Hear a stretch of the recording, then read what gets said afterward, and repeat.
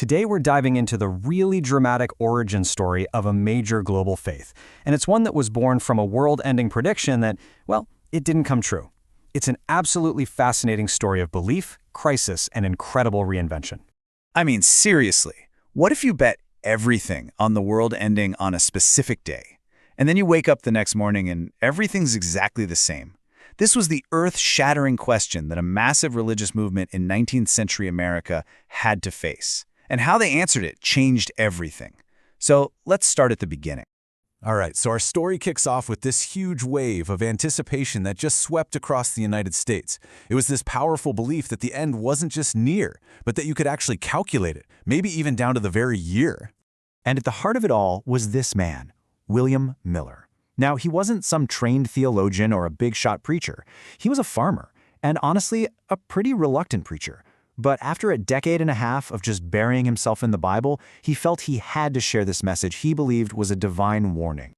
You can really see on this timeline how quickly his personal conviction just became a public phenomenon.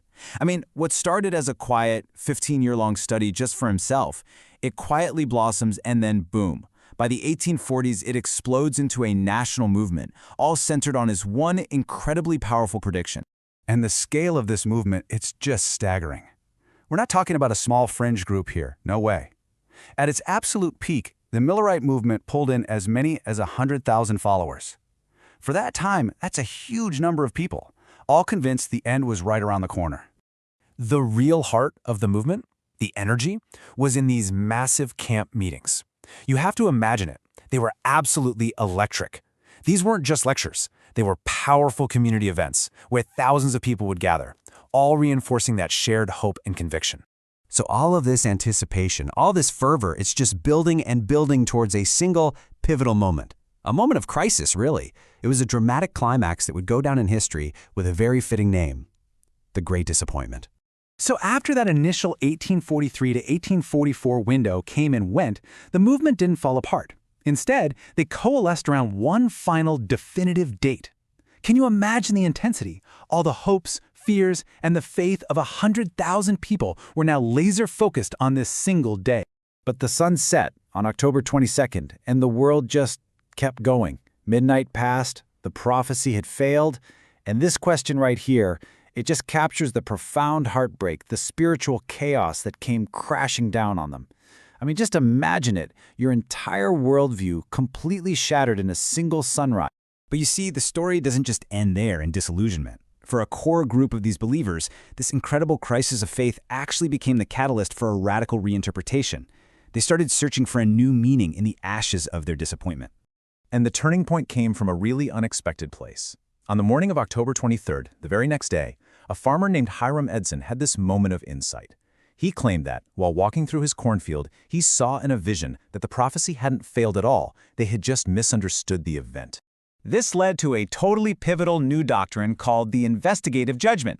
The idea was that yes, October 22nd, 1844 was the right date, but instead of Christ returning to earth, he had entered a heavenly sanctuary to begin a final phase of judgment. And honestly, this was a brilliant theological pivot. It validated their past faith, it validated the prophetic date, but it gave them a new, non-falsifiable mission for the future. So this new understanding didn't just fix their crisis of faith, it gave them a brand new, urgent mission. They felt called to go out and proclaim these three angels' messages from the book of Revelation, basically warning the world about the judgment and calling people out of what they saw as fallen, established church systems. So with this new sense of purpose, this re-energized but still scattered group now faced a really practical challenge. How do we organize? They knew they needed some kind of structure to protect their new doctrines and to focus their mission to the world. An essential figure in this whole formative period was Ellen G. White.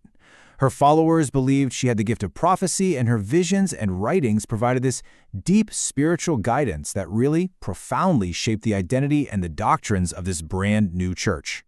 But she wasn't alone, not at all. You had this core group of pioneers, and each of them brought unique skills to the table. Her husband, James White, was this tireless organizer. Joseph Bates, a retired sea captain, he's the one who introduced the idea of the seventh-day Sabbath. And then you had J.N. Andrews, who became a leading scholar. You know, the move to get organized wasn't easy. It created a real internal struggle. I mean, think about it. These people had just been cast out of their old churches, so they were deeply suspicious of any formal organization, even equating it with the Babylon they had just left.